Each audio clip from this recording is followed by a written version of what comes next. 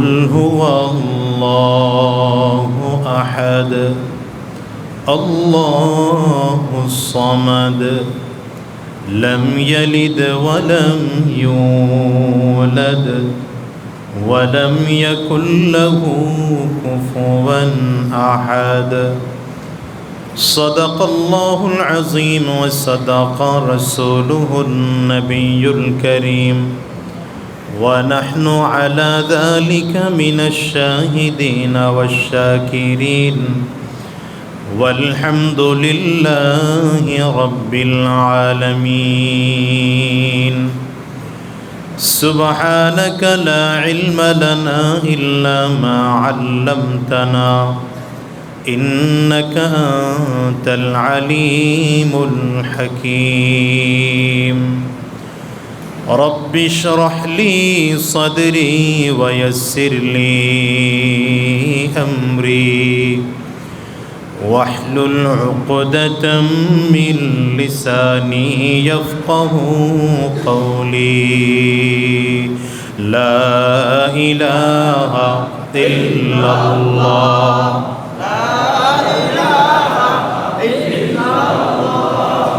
لا إله إلا الله لا إله إلا الله لا إله إلا الله لا إله إلا الله لا إله إلا الله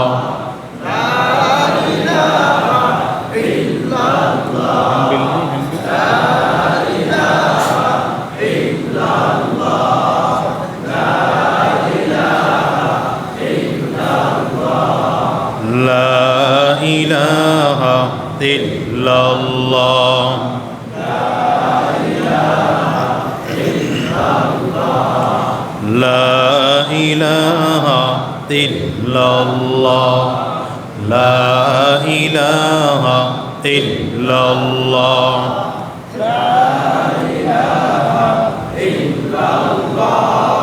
لا إله إلا الله لا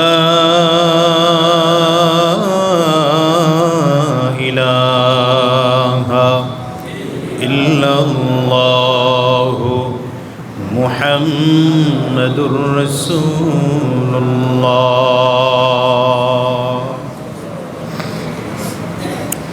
আলহামদুলিল্লাহ মাদক মুক্ত ও সন্ত্রাস মুক্ত সমাজ গঠনের লক্ষ্যে যুব সমাজের উদ্যোগে ইসলামী যুব আন্দোলনের আয়োজনে আজকের এই প্রথম বার্ষিক ওয়াজ মাহফিলের সম্মানিত সভাপতি, সম্মানিত অতিথিবৃন্দ, মঞ্চে উপস্থিত হযরত উলামায়ে কেরাম, সম্মুখপানে সমবেত দিন প্রিয়, ইসলাম প্রিয়, দিনদার ইমানদার মুমিন মুসলমান মর্দে মুজাহিদ ভাইরা, মুরব্বী বাবাজিরা, যুবক বন্ধুরা, কচি কাঁচা মাসুম বাচ্চারা, পর্দার অন্তরালে অবস্থানরতা সম্মানিতা শ্রদ্ধা মা ও বোনেরা, আল্লাহ পাকের শুকর যে আল্লাহ তাআলা আপনাকে আমাকে এই প্রতিকূল পরিবেশের মধ্যেও পৃথিবীর সকল মানুষদের কাছ থেকে যাচাই করে বাছাই করে আজকের এই দ্বীনি মজলিস, দ্বীনি জায়গা, পৃথিবীর সবথেকে দামি জায়গা মসজিদে আসার তৌফিক দিয়েছেন। সে রব্বে করিমের দরবারে শুকর আদায় করি আমরা সকলেই, বলি আলহামদুলিল্লাহ। মাহফিল কমিটির মনটা খুব খারাপ।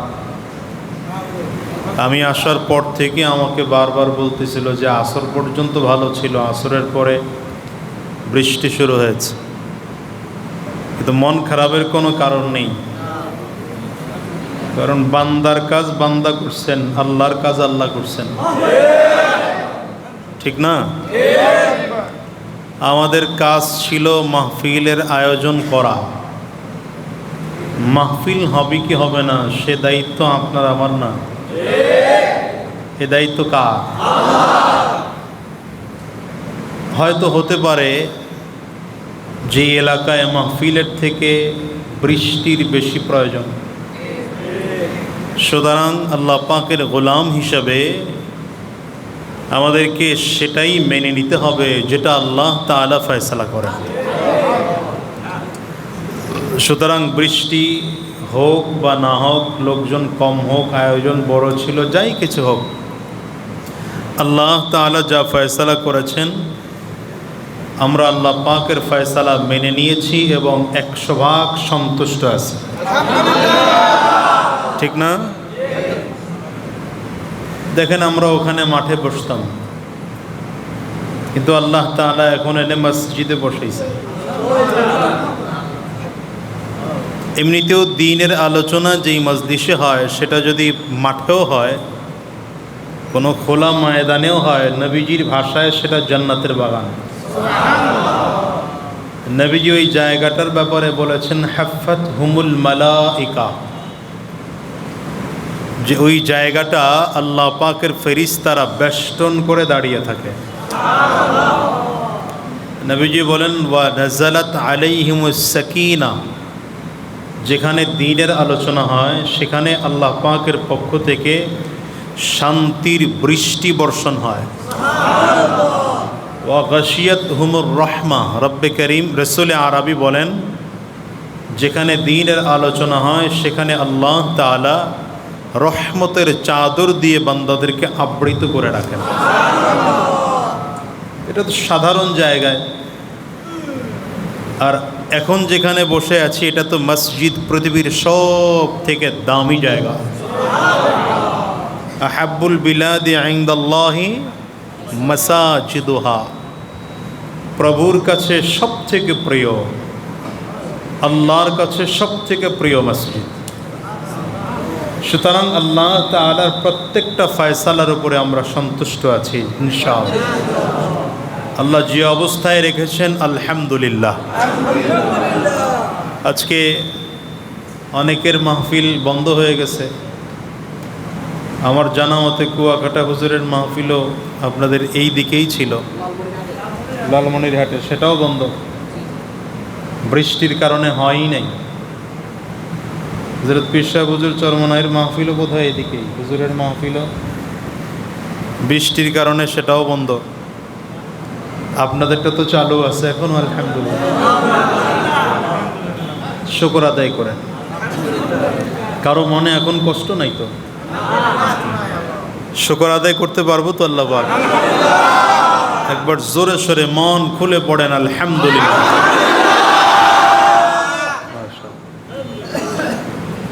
আলোচনা খুব লম্বা করব না, কারণ আপনারাও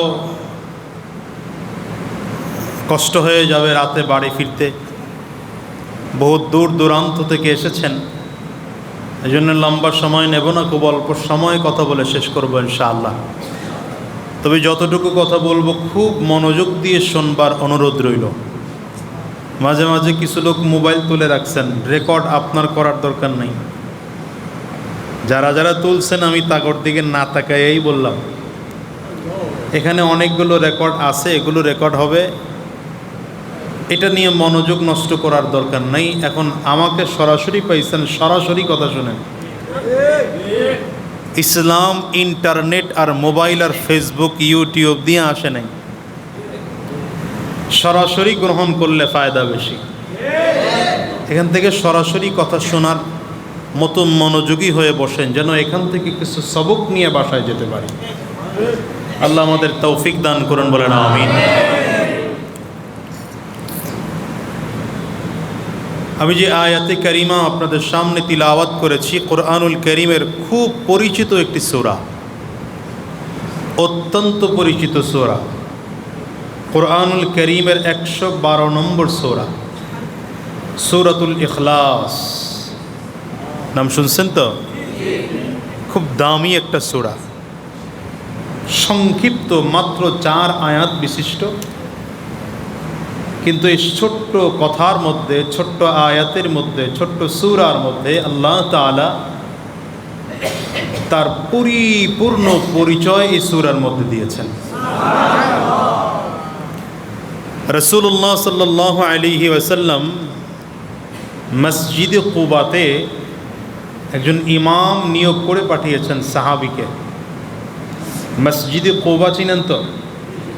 মসজিদে কুবা কোনটা? মদিনাতে যাওয়ার পরে নবীজি যেখানে অবস্থান করেছিলেন প্রায় 14 দিন,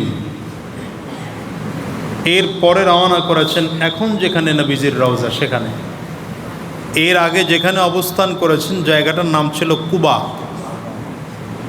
সেখানেই নবীজি মসজিদ নির্মাণ করেছেন এবং সেটাকেই বলে মসজিদ কুবা।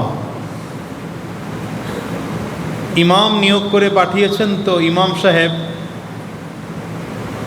যত সূরা পড়ে সূরার সাথে সূরা ইখলাস পড়ে, সূরা ফাতিহা পড়েই সূরা ইখলাস পড়ে, এরপরে অন্য সূরা লয়। প্রথম রাকাতেও সূরা ইখলাস, দ্বিতীয় রাকাতেও সূরা ইখলাস, ফজরেও সূরা ইখলাস, মাগরিবেও সূরা ইখলাস। তো সাহাবাই কারাম অন্যান্য মুসল্লিরা এসে নবীজির কাছে বিচার দিলেন যে নবী, আপনি যাকে ইমাম হিসেবে পাঠাইছেন সে তো সব সময় শুধু সূরা ইখলাসই তিলাওয়াত করে।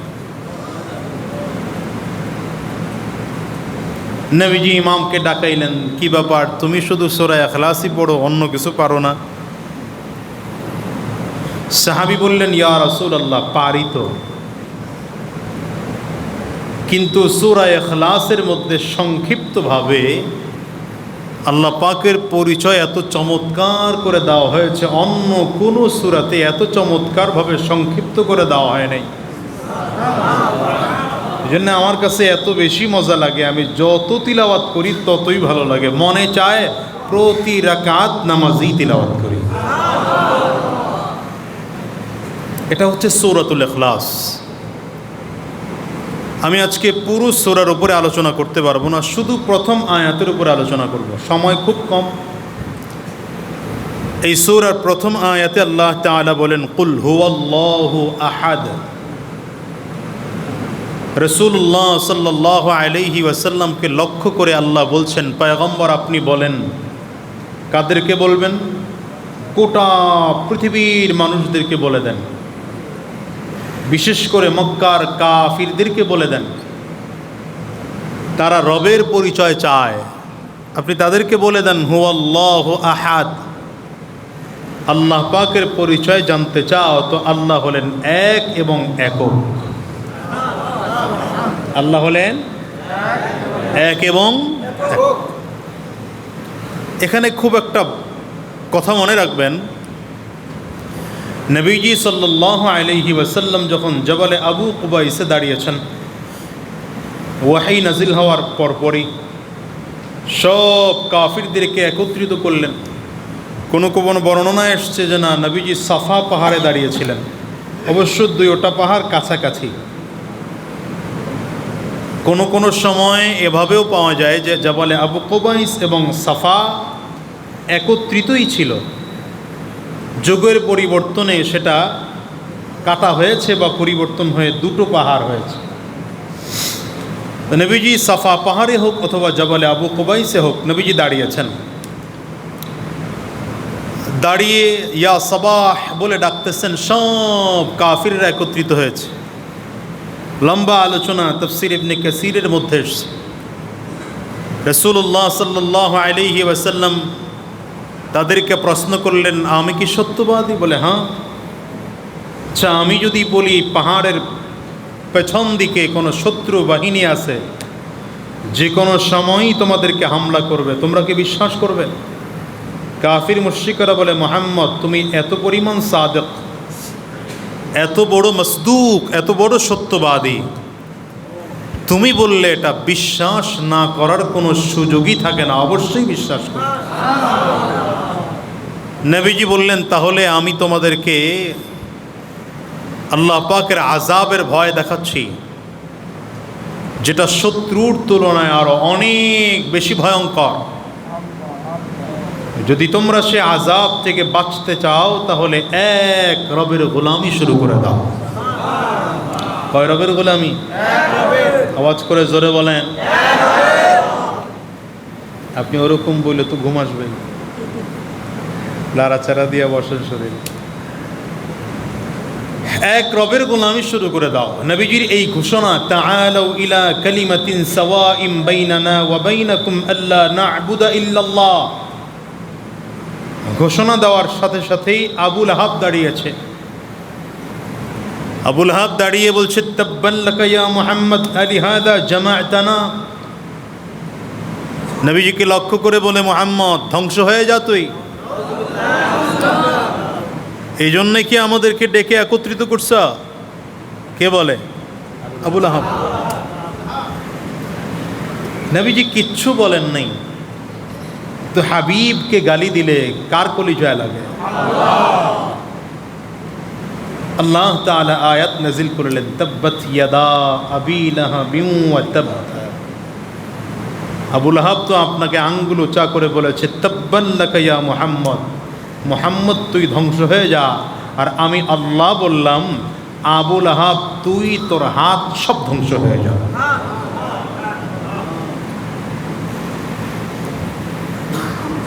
এরপরে আল্লাহ বলেন, মা আগনা আনহু মালুহু ওয়া মা কাসাব, যা কামাই করেছো তাও শেষ।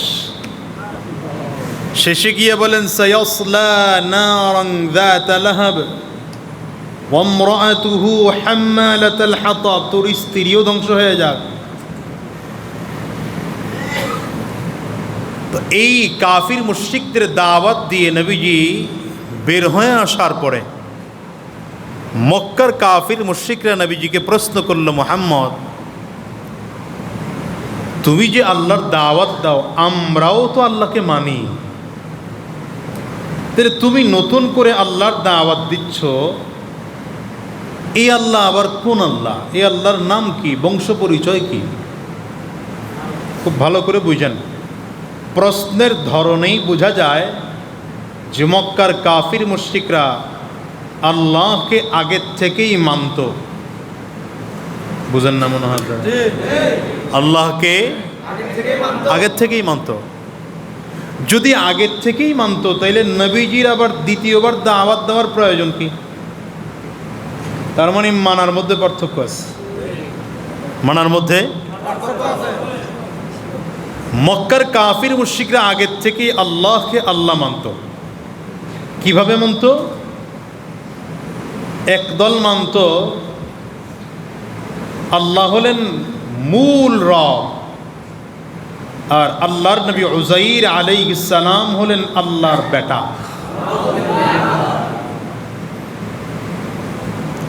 এজন্য আল্লাহ তাআলা বলেন, ওয়াকালাতিল ইয়াহুদু উযাইর ইবনুল্লাহ। ইহুদিরা হযরত উযাইর আলাইহিস সালামকে সন্তান বলে মনে করে। এটা হলো ইহুদিদের বিশ্বাস। ইহুদিদের বিশ্বাস হলো রব কয়জন? দুইজন। রব কয়জন? প্রভু কয়জন? দুইজন। ইলাহ দুইজন। এক হলেন আল্লাহ, আর এক হলো নবী উযাইর আলাইহিস সালাম, আল্লাহর সন্তান। দ্বিতীয়ত, খ্রিস্টান যারা, খ্রিস্টানরাও আল্লাহকে মানত। তো খ্রিস্টানরা আল্লাহকে মানে, কিন্তু সাথে সাথে বলে মারিয়াম আলাইহিস সালাম আল্লাহর স্ত্রী, আর ঈসা আলাইহিস সালাম আল্লাহর সন্তান। তার মানে তাদের ভাষ্য মতে রব হলো তিনজন। রব কয়জন? একজন আল্লাহ, আর একজন মারিয়াম আলাইহিস সালাম, যাকে তারা কি বলে? আল্লাহর স্ত্রী। ঈসা আলাইহিস সালামকে আল্লাহর সন্তান বলে। তাহলে খ্রিস্টানরাও আল্লাহকে মানত কি না? তো বিশ্বাসে ভেজাল আছে। ইহুদিরাও আল্লাহকে মানত, কিন্তু মানার মধ্যে ভেজাল আছে। এবার আসে হিন্দুরা। পৃথিবীতে সব থেকে সনাতন ধর্মের লোক বলা হয় হিন্দুদেরকে। হিন্দুরা আবার সব থেকে বেশি। ইহুদি তো দুইজনকে মানে, খ্রিস্টান তো তিনজনকে মানে। ইহুদিদের বিশ্বাস হলো বহুবাদী। এরা বহুবাদী খোদায় বিশ্বাসী। তার মানে তারা ওই সময়ই কাবাতে 360টা মূর্তি রেখেছিল। কয়টা? তার মানে এদের বিশ্বাস হলো আল্লাহ হলেন প্রধানমন্ত্রী, আর মন্ত্রণালয়ে এক এক মূর্তিকে ভাগ করে দিয়েছেন। নাউজুবিল্লাহ, জোরে বলেন।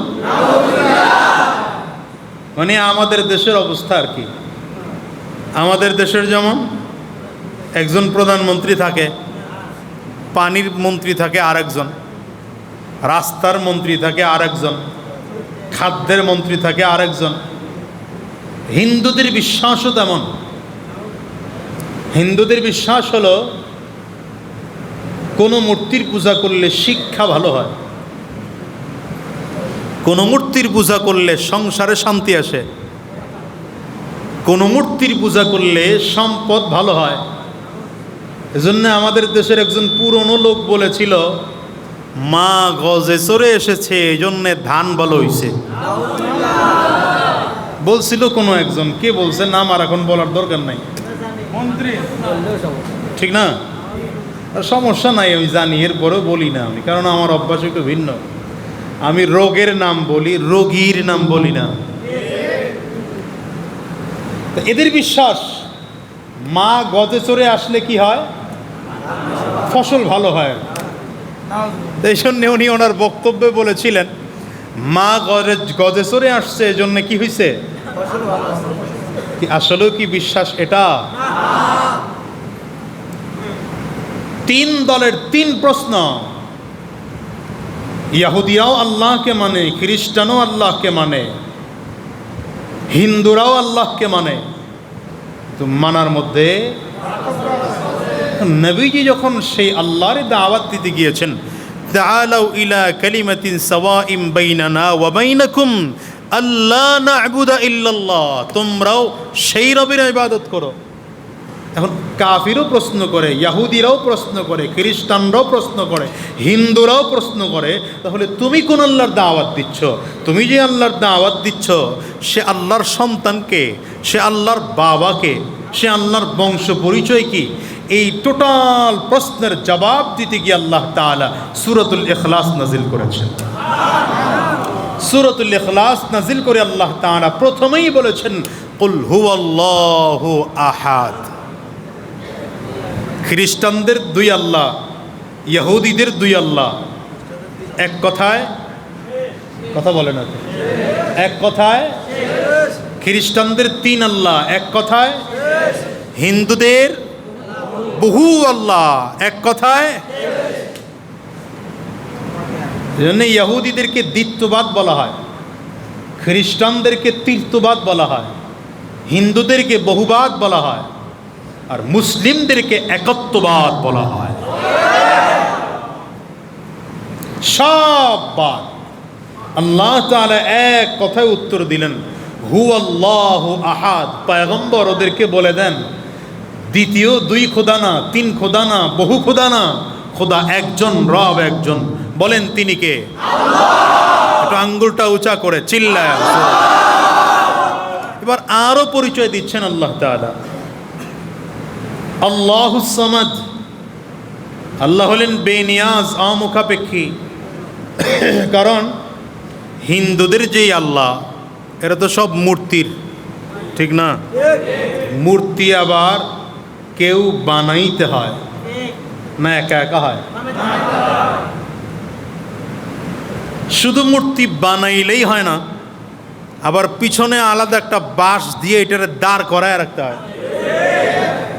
তাহলে মূর্তি কারো বানানোর মুহতাজ, বলে না তো কথা? মূর্তি কারো বানানোর মুখাপেক্ষী। আবার মূর্তি একা একা দাঁড়াইতে পারে না, বাঁশের মুখাপেক্ষী। আল্লাহ বলেন, আল্লাহুস সামাদ, আমি পৃথিবীর কারো মুখাপেক্ষী নই। এরপরে আল্লাহ আরো বলেন, লাম ইয়ালিদ ওয়া লাম ইউলাদ, আমি আল্লাহ জন্ম নেইও নাই, জন্ম দেইও নাই। তার মানে খ্রিস্টানরা, ইহুদিরা যাদেরকে রব মানে, হয়তো এদেরকে কেউ জন্ম দিয়েছে, অথবা এরাও কাউকে জন্ম দিয়েছে।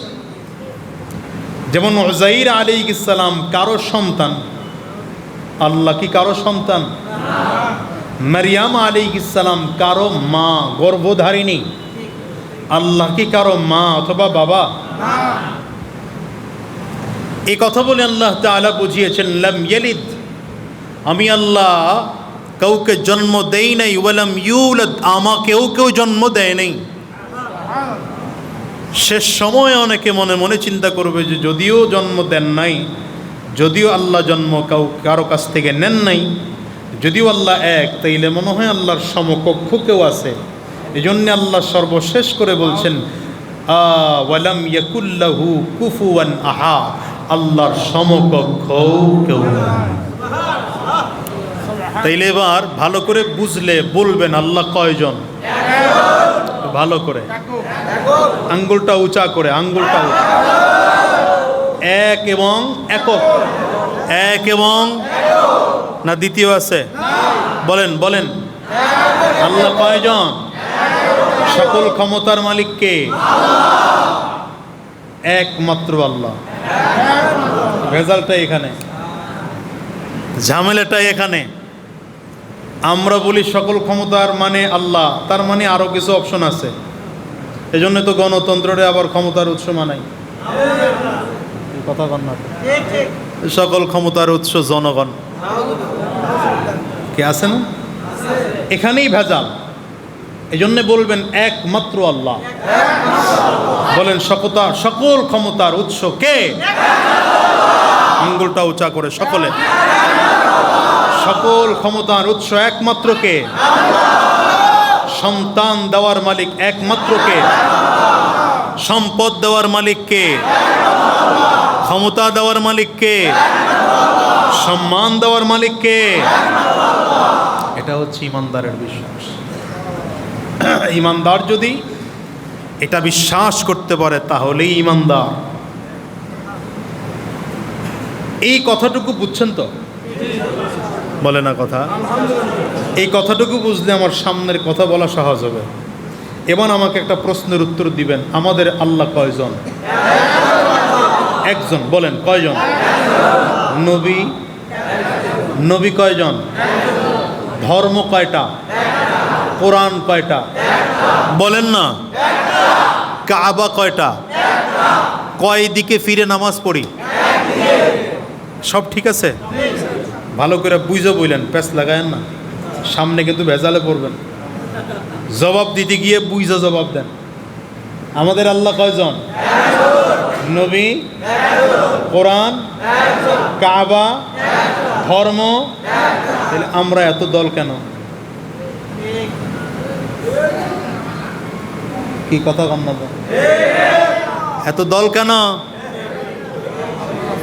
যদি কোরআন একটা হয়, নবী একজন হন, আল্লাহ একজন হন, কাবা একটা হয়, দিন এক হয়, তাহলে আমরাও এক, কোনো দল না। কে? টুপির কারণে দল আলাদা করে ফেলাইছেন তো। আমি আমার জায়গা থেকে দেখছি, মাহফিলে আসার পরে বক্তার চেহারার দিকে তাকায়, তাকায় দেখে টুপি কেমন। যদি দেখে টুপির সাথে টুপির মিলে না, তাইলে কয় না বক্তা ভালো না। কি কথা বলে? এটা বুঝতে হবে, এটা ক্লিয়ার করতে হবে। আবার হিসাব করে আমি যেই পীরের মুরিদ, দেখি বক্তা ওই পীরের মুরিদ কিনা। যদি মুরিদে মুরিদে মিলে তাইলে ঠিক আছে, নয়তো ঠিক নাই। আবার কারো কারো চিন্তা, আমি যেই দল করি বক্তা সেই দলই করে কিনা। যদি বক্তার দল আর শ্রোতার দল মিল না হয় তাইলে ওয়াজ জমে না। এ তো আমাদের দেশের অবস্থা। তো ইসলামের বিশ্বাস কি? ইসলামের থিওরি কি? আপনার মাথায় টুপি আছে, আমার মাথায় টুপি আছে, হোক সেটা পাঁচকল কি, হোক সেটা গোল টুপি, হোক সেটা জালি টুপি, হোক সেটা কিস্তি টুপি।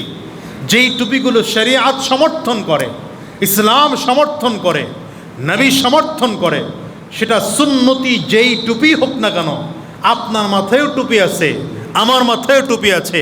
আপনার আর আমার মধ্যে পার্থক্য থাকতে পারে না। আপনিও আমার কলিজার ভাই। আপনার মুখেও দাঁড়িয়ে আছে, আমার মুখেও দাঁড়িয়ে আছে, তাহলে আপনিও যা আমিও তা। আপনার মাথায়ও টুপি আছে, আমার মাথায়ও টুপি আছে, হোক যা হোক, কিন্তু তাইলে আপনিও যা আমিও তা, আপনারও সুন্নতি পোশাক আছে আমারও সুন্নতি পোশাক আছে, তাহলে আপনিও যা আমিও তা, আমিও 5 ওয়াক্ত নামাজ পড়ি আপনিও 5 ওয়াক্ত নামাজ পড়েন, তাহলে আপনিও যা আমিও তা, আমিও রমজানের রোজা রাখি আপনিও রমজানের রোজা রাখেন, তাহলে আপনিও যা আমিও তা, আমিও কাবার দিকে ফিরে নামাজ পড়ি আপনিও কাবার দিকে ফিরে নামাজ পড়েন, তাহলে আপনিও যা আমিও তা, আমিও ইসলামকে ধর্ম মানি আপনিও ইসলামকে ধর্ম মানেন, তাহলে আপনিও যা আমিও তা, আমিও মুহাম্মদুর রাসূলুল্লাহ সাল্লাল্লাহু আলাইহি ওয়াসাল্লামকে নবী মানি আপনিও মুহাম্মদুর রাসূলুল্লাহকে নবী মানেন, তাহলে আপনিও যা আমিও তা, আমিও আল্লাহকে রব মানি আপনিও আল্লাহকে রব মানেন, তাহলে আপনিও যা আমিও তা। আমার আপনার মধ্যে পার্থক্য থাকতে পারে না, আন্তরিকতার মহাব্বত থাকতে হবে। নাই কেন? নাই কেন? না হওয়ার কারণ হলো আমরা ইহুদি আর খ্রিস্টানদের চালে পড়ে গেছি। কার তালে পড়ে গেছি? ইহুদি খ্রিস্টানদের তালে। আপনাদের হাতে সময় আছে তো? ক্লাস ছোট হইলে উস্তাদের ক্লাস করাইতে ভালো হয়। শুরু করেন। আমি যদি কথা বলি আপনারা বড় মজলিস হলে বুঝাইতে কষ্ট হইতো, কিন্তু এখানে বুঝাইতে সহজ হবে। হ্যাঁ মাশা, না এত রাত করবো না ইনশাল্লাহ, খুব অল্প সময় ছাড়ব। ছিলাম তো এক, আমরা পার্থক্য ছিলাম না, দলে দলে ছিলাম না, দলে দলে হলাম কেন? এখানে চক্রান্ত আর ষড়যন্ত্র বুঝতে হবে। কাফির আর মুশরিকরা আমাদেরকে দলে দলে দলে দলে ভাগ করেছে। ওরা ফাঁদ পেতেছে আর আমরা ফাঁদে পা দিয়েছি। আমরা ভিন্ন ছিলাম না, আমরা এক ছিলাম। আমরা এক ছিলাম, ভিন্ন ছিলাম না। ভিন্ন হলাম কবে থেকে? এই ইতিহাসটা একটু মনে করেন। কাফির মুশরিকরা আমাদেরকে ভিন্ন করেছে। দেখেন বাংলাদেশের সিচুয়েশনে একটা সময় পাকিস্তান, বাংলাদেশ, ভারত ভাগ ছিল না, পুরোটা এক ছিল। মহাভারত, যাকে ভারতবর্ষ বলা হতো অথবা মহাভারত বলা হতো, গোটা ভারতবর্ষ এক ছিলাম। বিশাল এক শক্তি ছিল। এখানে মুসলমানরা 700 বছর শাসন করেছে। কত বছর? কিন্তু এরপরে খ্রিস্টানরা আসছে। খ্রিস্টানরা আসলো কি করে, এটা লম্বা কথা, কিন্তু আসছে এ পর্যন্ত জেনে রাখেন। আসছে কেমনে এই আলোচনা করতে গেলে আবার আরো আলোচনা লাগবে। খ্রিস্টানরা আসার পরে এরা 200 বছর শাসন করেছে। ওরা শাসন করার শেষ সময়ে এক আলেমের এক ফতোয়ায় গোটা দেশ থেকে ওরা পালাতে বাধ্য হয়েছে। সেটা হলো দিল্লি শাহী জামে মসজিদ থেকে বুখারীর দর্শে। এখন তো দেখেন না, স্বাধীনতার ক্রেডিট এক একজনে নেয় এক এক রকম করে। আমাদের দেশে একটা স্লোগান হয়ে গেছিল, কেউ মুক্তিযোদ্ধার চেতনাধারী আর কেউ রাজাকারের চেতনাধারী। আল্লাহ তাআলা যুগের পরিবর্তনে দেখায় দিছে, যেই লোকটা চিরজীবন মানুষকে রাজাকার বলেছে, আল্লাহ শেষ পর্যন্ত ওরে রাজাকার বানাইয়া সব ফালায় রাইখা পালাতে বাধ্য হয়েছে দাদা। এই দিন দিন নয়, আরো দিন আছে। সারাটা জীবন মানুষকে রাজাকার বানায় রাখছে। কথা একটু জোরে বললেই রাজাকার। কি কথা বলেন না কেন? চরমনের মরহুম আল্লাহর কুতুবরেও রাজাকার বলছে এরা, ছাড়ে নাই। সাইদি সাহেবকে তো রাজাকার বানায় জেলেই ভইরা রাখছে। মরণের আগ পর্যন্ত লোকটাকে বের করতে দেয় নাই, বের হতে দেয় নাই এই জালেমের গোষ্ঠীরা। শেখুল হাদিস আল্লামা আজিজুল হক রহমতুল্লাহ আলাইহির প্রতিও রাজাকারের তোকমা লাগিয়ে ছাড়া। মুফতি আমিনী রহমতুল্লাহ আলাইহিকে আর রাজাকার বলেছে, কাউরে ছাড়ে নাই। এই জন্যে আল্লাহ তাআলা দেখায় দিছেন, যা করে চিরজীবন রাজাকার বলছ, শেষ পর্যন্ত তুই নিজেই রাজাকার হয়ে পলাবি। এই জন্য শিক্ষা গ্রহণ করেন, শিক্ষা গ্রহণ করেন। ক্ষমতা হাতে পাইলে খুব বেশি লাফাইতে নাই, অতিরিক্ত লাফাইলে আল্লাহ পতন করতে সময় লাগে না। ওই জালেম এত এত তাড়াতাড়ি পতন হবে আমরা কেউ কল্পনাও তো করি নাই। কি কথা বল না কেন? সবার মনে একটা বদ্ধমূল চিন্তা হয়ে গিয়েছিল যে গোলামের জিনজির পড়ছি, মনে হয় মরণের আগে আর খুলবে না। সব রাজনৈতিক দল মিলেও কিছু করতে পারি নাই। অনেকে আবার মনে মনে চিন্তা করেন না যে রাজনীতির কথা বলতেছে, যেহেতু আয়োজনটা ইসলামী যুব আন্দোলনের, কিছু রাজনৈতিক কথা আসবে আর কি। রাগটা করেন না তো, একটু কথা আসবেই, রাগটা করেন না, কথা বুঝেন। হ্যাঁ, একটু কথা আসবেই, কিছু মনে করেন না। আর আপনারা যতই বলেন যে হুজুররা রাজনীতি করবে কেন, আমি তো বলি এদেশে হুজুরদেরই রাজনীতি করার অধিকার আছে, আর কারো রাজনীতি করার অধিকারই কেন? প্রমাণ নেন, সংবিধান করেন আমাদের বাংলাদেশের। এখন যে যদিও বিতর্কিত, যদিও এখনকার সংবিধান বিতর্কিত, কিন্তু এই সংবিধানেও বলা আছে রাজনীতি কে করবে? যে সব থেকে সৎ, যে সব থেকে যোগ্য, যে সত্যবাদী। কথা বলে না? আচ্ছা বলেন, আলেমদের থেকে সৎ কে আছে? আলেমদের থেকে যোগ্য কে আছে? দাড়িওয়ালা, টুপিওয়ালা, জুব্বাওয়ালা, দিনদারের থেকে সৎ কে আছে? তাহলে রাজনীতি করবে ওলামায়ে কেরাম। কথা বলে না? আর রাজনীতি তো গোটা বিশ্বকে শিখিয়েছেনই তো ওলামায়ে কেরাম। আবু বকর সিদ্দিক রাদিয়াল্লাহু আনহু উম্মতের সবচেয়ে বড় ওলি ছিলেন, উম্মতের সবচেয়ে বড় আলেম ছিলেন, উম্মতের সবচেয়ে বড় মুহাদ্দিস ছিলেন, সবচেয়ে বড় মুফাসসির ছিলেন, সবচেয়ে বড় ফকিহ ছিলেন, সবচেয়ে বড় মুহাদ্দিস ছিলেন, সবচেয়ে বড় পীর ছিলেন। যা বলেন, আবু বকরের উপরে কেউ উঠতে পারে নাই। সে আবু বকর সিদ্দিকও রাজনীতিবিদ এবং গভর্নমেন্ট অফ মদিনার প্রেসিডেন্ট ছিলেন না? ছিলেন না? আবু বকর সিদ্দিক রাদিয়াল্লাহু আনহুর ইন্তেকালের পরে হযরত ওমর ফারুকের ইন্তেকালের পরে হযরত ওসমান বিন আফফান রাদিয়াল্লাহু আনহু, ইন্তেকালের পরে হযরত আলী ইবনে আবি তালিব রাদিয়াল্লাহু আনহু। আর মিয়া, আমেরিকা তো এখন আমরা স্বপ্ন দেখি তাকিয়ে তাকিয়ে ইন্ডিয়ার মতো দেশ গড়ব, আমেরিকার মতো দেশ গড়ব, চায়নার মতো দেশ গড়ব। এই আমেরিকা চায়না যখন আবিষ্কারই হয় নাই, সেই সময় গোটা বিশ্ব মুসলমান শাসন করছে। কিন্তু আজ মুসলমান নিজের অস্তিত্ব ভুলে গেছে, দালালি করে করে নিজের অস্তিত্ব ভুলে গেছে।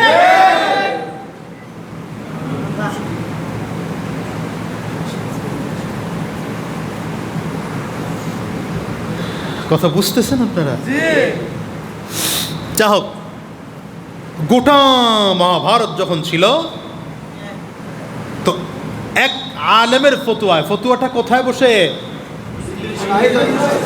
দিল্লির শাহী জামে মসজিদ থেকে।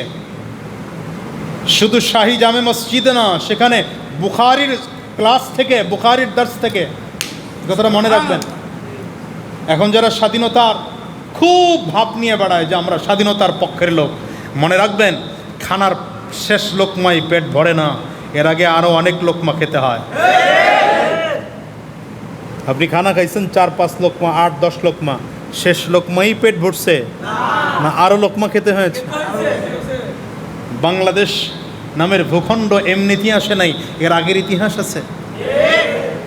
তো দিল্লির শাহে জামে মসজিদ থেকে শাহ ওয়ালিউল্লাহ মুহাদ্দিস দেহলভী রহমতুল্লাহ আলাই সর্বপ্রথম ঘোষণা দিয়েছিলেন, ভারতবর্ষ দারুল হারব, কাফিরদের বিরুদ্ধে মুসলমানদের জন্য যুদ্ধ করা ফরজ হয়ে পড়েছে। এক ফতোয়ার কারণে গোটা ভারতের মুসলমান ইহুদি কাফিরদের বিরুদ্ধে লেগেছে। সর্বশেষ চাঁদনি চক থেকে খায়বার পর্যন্ত একটা গাছের ডালা ছিল না যেই গাছের ডালায় কোনো আলেমের লাশ ঝোলে নাই।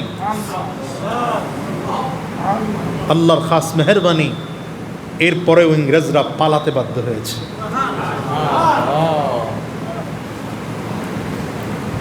ওরা পালিয়েছে ঠিক, কিন্তু ওরা খুব গবেষণা করে দেখলো যে মুসলমানদের কাছে মিসাইল নাই, বিমান নাই, কামান নাই, ক্ষেপণাস্ত্র নাই, পিস্তল নাই, বুলেট নাই, গুলে নাই। এদের শক্তি কোথা থেকে আসে? এরা খেয়াল করে দেখছে যে গোটা ভারতবর্ষের মুসলমানদের শক্তির মূল উৎস হলো এরা যত কিছু হোক এরা এক, এবং কোরআনের কাছে এরা ঐক্য। এরা এক হওয়ার মূল কারণ এরা কোরআন থেকে গ্রহণ করে, সব সমস্যা সমাধান কোরআন থেকে গ্রহণ করে, এই জন্য এরা এক। এই কাফির আর মুশরিকরা তখন থেকেই ইংরেজরা দুটো এজেন্ডা নিয়েছে গোটা ভারতবর্ষে। এক নম্বর এজেন্ডা হলো কোরআনকে ভারতবর্ষ থেকে বিলুপ্ত করে দিতে হবে, দ্বিতীয় হচ্ছে মুসলমানদেরকে দেশ দেশ দেশ দেশ করে ভাগ করে দিতে হবে। কোরআন বিলুপ্ত করে দিতে গিয়া পারে নাই। ঘুমাইতেছেন দু চারজন, এত তাড়াতাড়ি ঘুমাইলে হবে? নাড়াচাড়া দিয়া বসেন। এই কথাগুলো পাবেন না, খুব মনোযোগ দিয়ে শোনেন কথাগুলো। কোরআন বিলুপ্ত করার জন্য চেষ্টা করেছে, পারছে? কোরআন বিলুপ্ত করার চেষ্টা করলে পারবে কেমনে? আল্লাহ নিজেই তো ওয়াদা করেছেন, ইন্না নাহনু নাযালনা যিকরা ওয়া ইন্না লাহু লাহাফিজুন। রব্বে কারীম বলেন, কোরআন নাজিল করেছি আমি আল্লাহ, আর এই কোরআনের হেফাজত করব আমি আল্লাহ।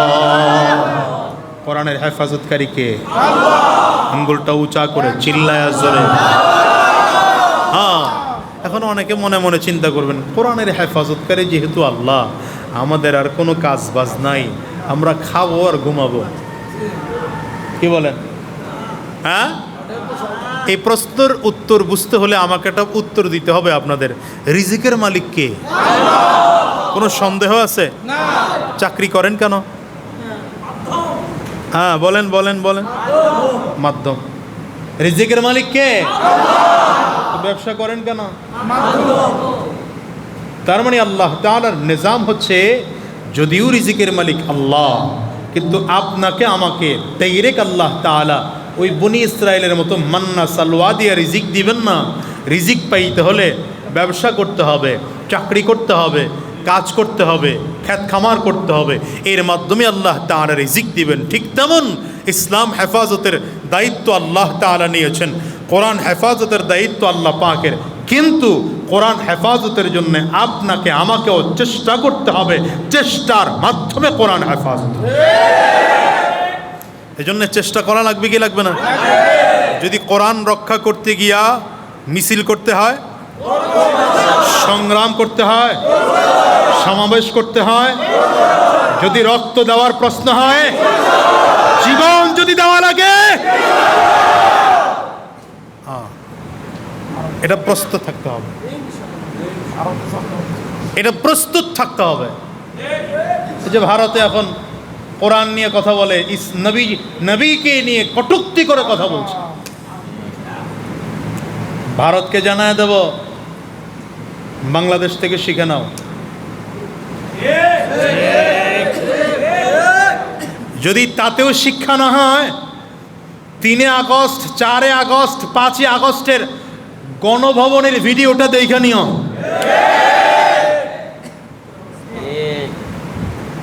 কি কথা কর না কেন?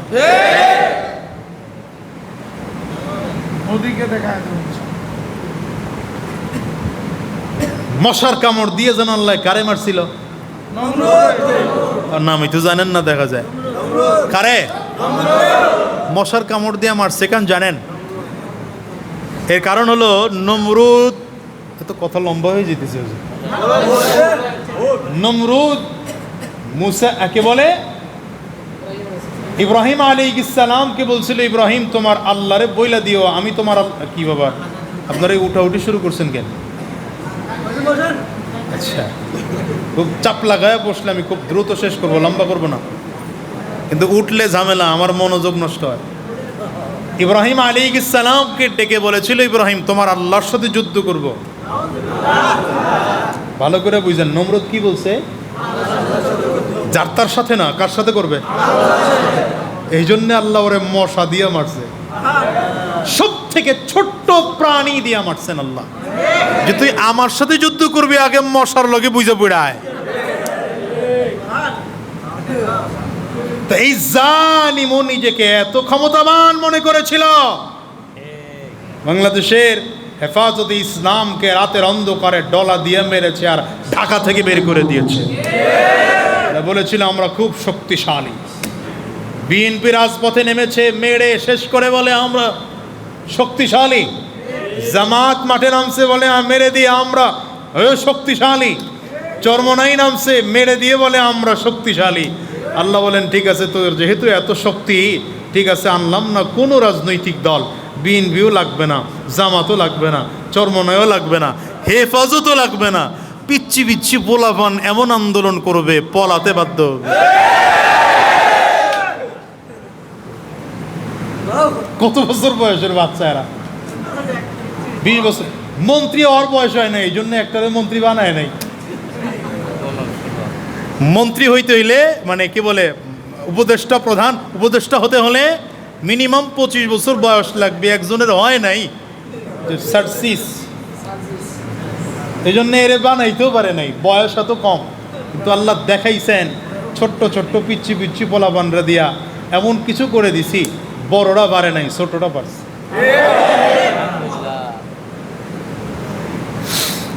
তো এই ইংরেজরা যখন দেখলো যে কোরআন বিলুপ্ত করা সম্ভব না, পৃথিবী থেকে কোরআন বিলুপ্ত করা সম্ভব না, এরা চক্রান্ত করেছে মুসলমানদের ঐক্য কেমনে নষ্ট করা যায়।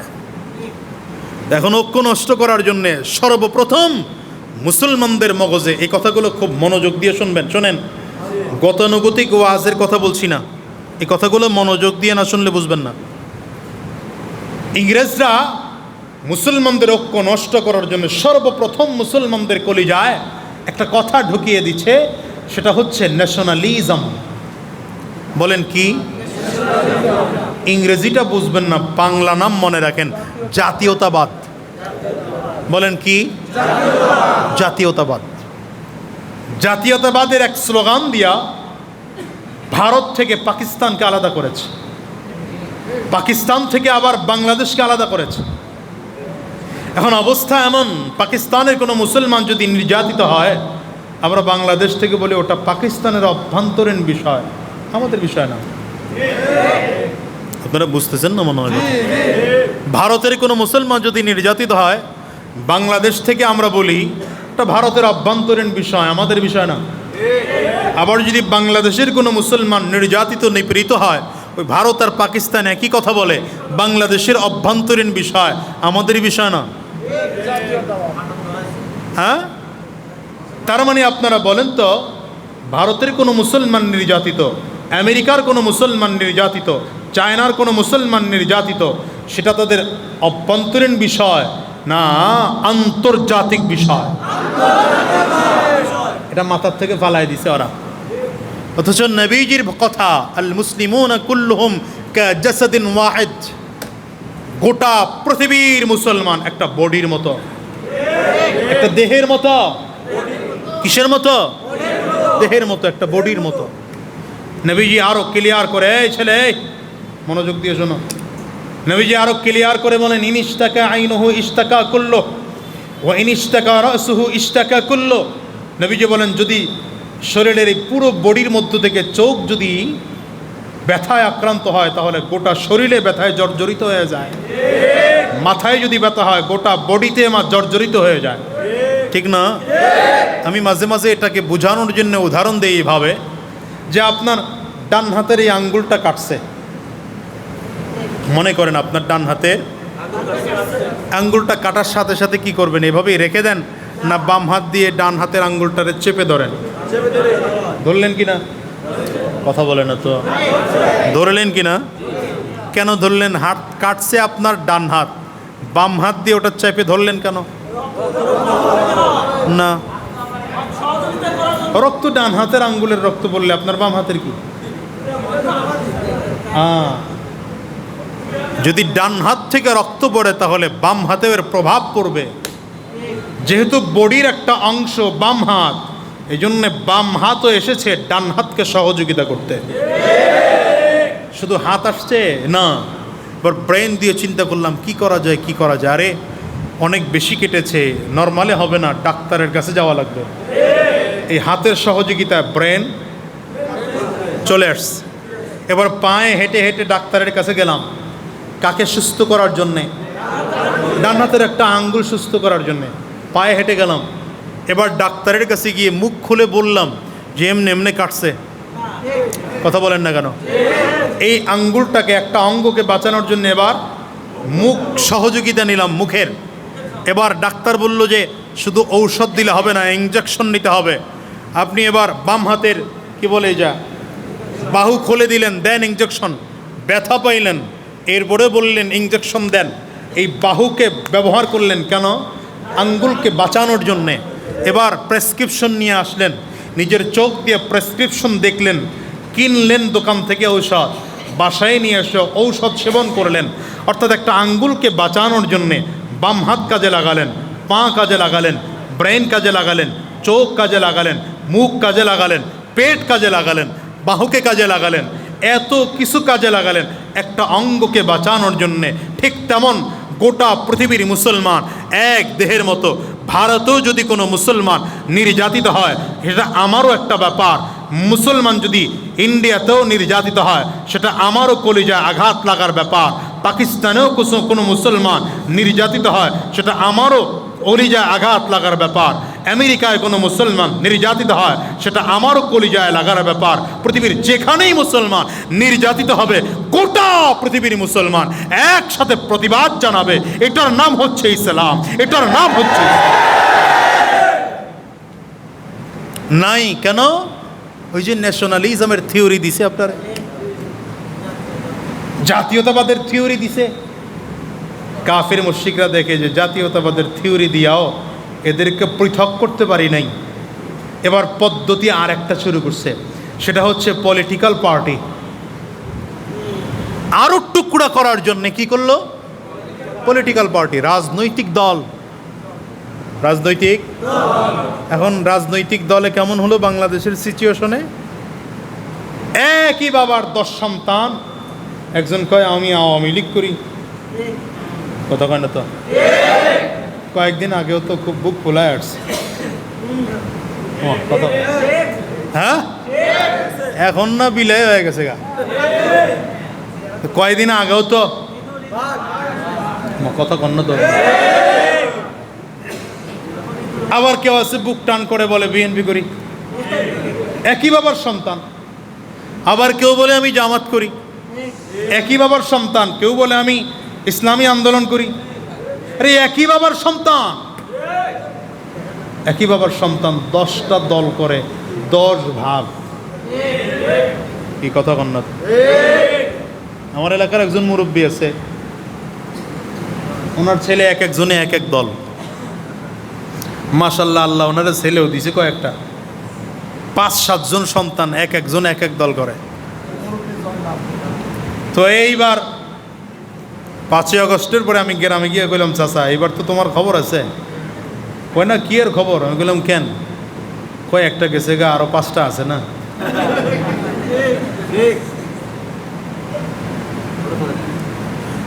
একই মুসলমানের ঘর থেকে কটা দল? আচ্ছা, এতটুকু পর্যন্ত হইলেও মানা যাইত। তো পরিস্থিতি আরো ভয়ঙ্কর। পরিস্থিতি ভয়ঙ্কর কেমন? আওয়ামী লীগের লোক মরলে বিএনপির লোক খুশি হয়, মিষ্টি বিতরণ করে। বিএনপির লোক মরলে আওয়ামী লীগ খুশি হয়, মিষ্টি বিতরণ করে। জামাত মরলে ওই 2 দল খুশি হয়, মিষ্টি বিতরণ করে। চরমনাই মরলে 3 দল খুশি হয়, মিষ্টি বিতরণ করে। রেজাল্ট কি দাঁড়াইল? রেজাল্ট কি দাঁড়াইল? রেজাল্ট দাঁড়িয়েছে এটা যে একই মুসলমানের ঘর থেকে এক বাবার যদি 10 জন সন্তান হতো, ইসলামের দল যদি আমরা করতাম, এক বাবার ঘর থেকে 10 সন্তান, ইসলামের পক্ষে লাঠি বের হতো 10টা। আর এখন দলে দলে ভাগ হওয়ার কারণে একই ঘর থেকে এক বাবার 10 সন্তান 10টা দল করে, ইসলামের বিরুদ্ধে লাঠি বের হয় 10টা। বুঝেন নাই কথা? এই যুবক বুঝবো না তো কথা, শুনতে তো। যদি ইসলামের দল করতাম তাহলে কয়টা লাঠি বেরোইতো? 10টা। আর এখন কি হলো? ইসলামের বিপক্ষে লাঠি বের হয় 10টা। ওদের মারতে আশা লাগতেছে না, এখন আমরাই মারতেছি।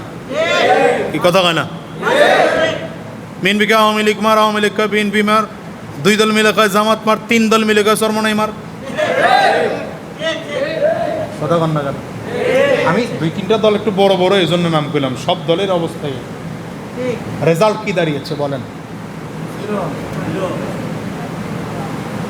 কাফির মুশরিকরা দেখলো যে না, এখনো বিভক্তির শেষ হয় নাই। দলে দলে দলে দলে পৃথক হইলেও দল অনেক বড়, সময় মতো আবার এক হয়ে যায়। কথা কয় না তো? সময় মতো এমন একটা অবস্থা হয় যে কিসের চরমনাই, কিসের জামাত, কিসের কি, কোনো কিছুর চিহ্ন থাকে না, সময় মতো এক হয়ে যায়। শাহবাগীকে তারাও, কি কথা কন না তো?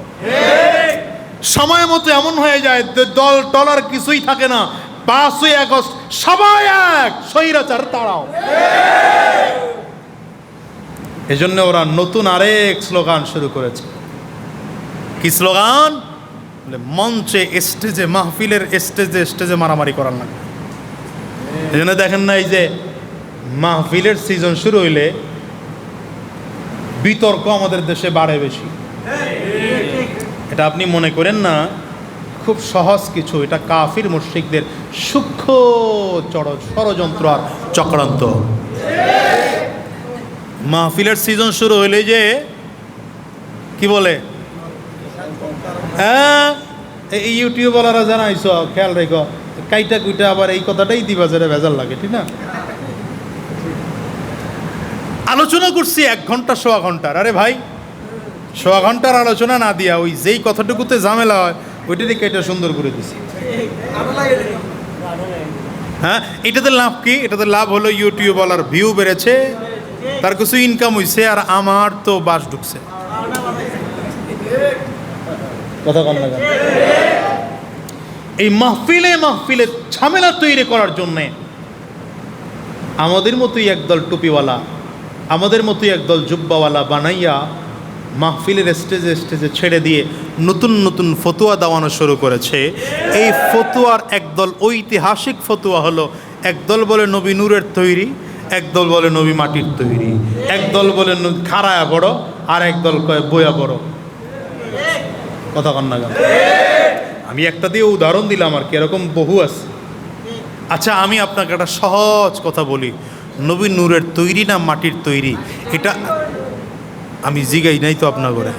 নবীর নূরের তৈরি না মাটির তৈরি, এটা জানার বেশি দরকার, না নবীর নামাজ কেমন সেটা জানা বেশি দরকার? বুঝা বলতেছেন না? না বুঝা? হ্যাঁ, নবীজির নূরের তৈরি না মাটির তৈরি, এটা জানা বেশি দরকার, না নবীজির লেনদেন, আচার ব্যবহার, কথাবার্তা কেমন ছিল সেটা জানা বেশি দরকার? আপনি কোনটা জানতেছেন? মাহফিলে তো নামাজের আলোচনা কই হয় না? নবীজির সিরাত নিয়ে তো কথা হয় না, নবীজির ব্যবসায়ী জীবন নিয়ে তো কথা হয় না, নবীজির মাক্কি জীবন নিয়ে তো কথা বলেন না, মাদানী জিন্দিগি নিয়ে তো কথা বলেন না, নবীজি তো উহুদের ময়দানে গিয়েছে কথা বলেন না, দন্দন মোবারক শহীদ করেছেন কথা বলেন না, এলিয়া নবীজির কি বলে কপালের মধ্যে লোহার টুপি ভেঙে লোহার টুকরা ঢুকে গিয়েছে, এই কথা তো বলেন না বয়ানে। আপনি শুরু করলেন আইসা নবী নূর তৈরি না মাটির তৈরি? কথা কন না কেন?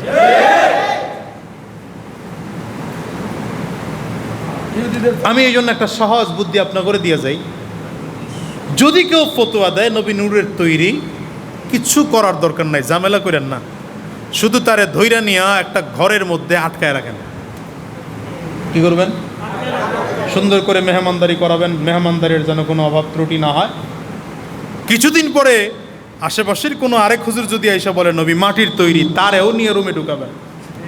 এবার 2 জনরে একই রুমে দেন, দিয়ে বলবেন যে হুজুর ঝামেলা আর জ্ঞানজাম যা করা দরকার আপনারা করেন, আমরা ঝামেলাই নাই জ্ঞানজামেও নাই, মারামারি আর পিটাপিটি যা করা দরকার আপনারা কইরা সমাধান একটা করে বেরোবেন। যতক্ষণে সমাধান একটা করতে না পারবেন, 2 জনকে একই রুমে বন্দি পারবেন? ইনশাল্লাহ কয়া লাভ কি? আমি তো না মারা গিয়ে আপনার ওয়াজ শেষ। এটা মুখস্থ রাখেন, ঝামেলা কোনোদিন শেষ হবে না। এখন এটা শুরু করছে, দাঁড়ায়া পড়ো একদল, বৈশা পড়ো একদল। আরে ভাই, দাঁড়ায়া পড়া যারা বলে এরাও তো বলে এটা মুস্তাহাব। তাহলে মুস্তাহাব আমল নিয়ে মারামারি কেন ভাই? কথা কন না কেন? আমরা বাংলাদেশে এতদিন যা হয়েছে হোক, এখন থেকে আর এই মঞ্চে মঞ্চে মারামারি দেখতে চাই না। ফতোয়া যদি দিতে হয়, মাহফিলের মঞ্চে ফতোয়া নয়, ফতোয়া দিতে হয় আলেমের কাছে গিয়ে ফতোয়া দাও। হ্যাঁ, হতেই পারে মুরব্বী কোনো আলেম সে মাসআলা কম জানে, জওয়ান কোনো আলেম মাসআলা বেশি জানে। বসো তোমরা দুইজন, সমাধান করে একটা সিদ্ধান্ত জনগণকে জানাইবা। ওখান থেকে মুরব্বী আলেম এক বলবে, যুবক আলেম আর একটা বলবে। এত ঝামেলার মধ্যে আমরা জনগণ নাই। ঠিক কইলে লাভ কি? আপনারই তো ভেজালটা বেশি লাগা। দেখেন যেটা বিতর্কের জায়গা বেশি, ফেসবুকে শেয়ার মারে ওইটা বেশি। যেই কথাটা যত বেশি বিতর্কের, আমাদের দেশের জনগণ ওইটা সব থেকে ভিউ করে বেশি। কেন এড়াই যেতে পারেন না ওইটা? আর আমাদের দেশের ইউটিউবের ব্যবসায়ীরা খুঁজে খুঁজে ওইটারই কেটে দেয়। ঝামেলা যেটা বেশি হবে। এই কথা বল না কেন? এগুলো না করে আলেমদেরকে বলেন যে মাহফিল ফতোয়ার জায়গা না, আমরা আসছি দিন শিখতে। আরে ভাই বলেন না, এখানে কি শিখতে আসছেন? দিন নরম করতে আসছি, কোরআন শিখতে আসছি। পারলে দুইটা ভালো নসিহত করেন, আমার করে ঝামেলা কোনায় লাভ নাই। এত ফতুয়া টতুয়া আমরা বুঝি না। আপনারা দুই আলেম মিলে ফতুয়া একটা বানায় আমার করে শোনায় যা। কাফির মুশরিকরা দেখলো 3 নম্বর এজেন্ডা, স্টেজে স্টেজে মারামারি।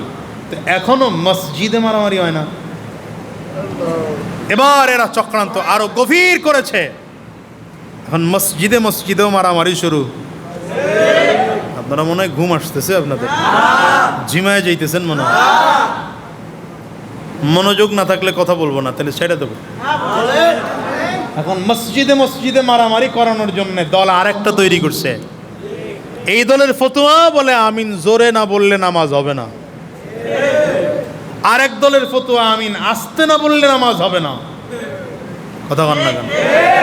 এবার জোরেওয়ালারা আস্তেওয়ালা করে ফিডায়, আস্তেওয়ালারা জোরেওয়ালারা করে ফিডায়। এটা আমাদের বাংলাদেশে আছে না নাই? আস্তে বলেন কেন, জোরে বলেন। কোনো দ্বন্দ্ব নাই, মারামারি নেই। সহজ কথা বলি, আমিন জোরে বলবেন না আস্তে বলবেন, এই ফতুয়াটা পরে দেন। আগে বলেন আমিন বলা ফরজ। এই বলেন না কেন? আমিন বলা ফরজ, ওয়াজিব। আমিন বলা কি? সুন্নাত। আমিন বলা কি? এই যে কথা বলেন না, সবাই ঝামেলা তো।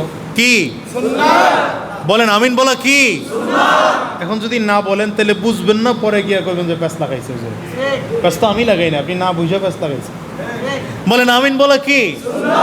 আচ্ছা, এবার আরেকটা ফতোয়া দেন, কোনো ব্যক্তি আমিন বলেই নাই, নামাজ হবে কি হবে না?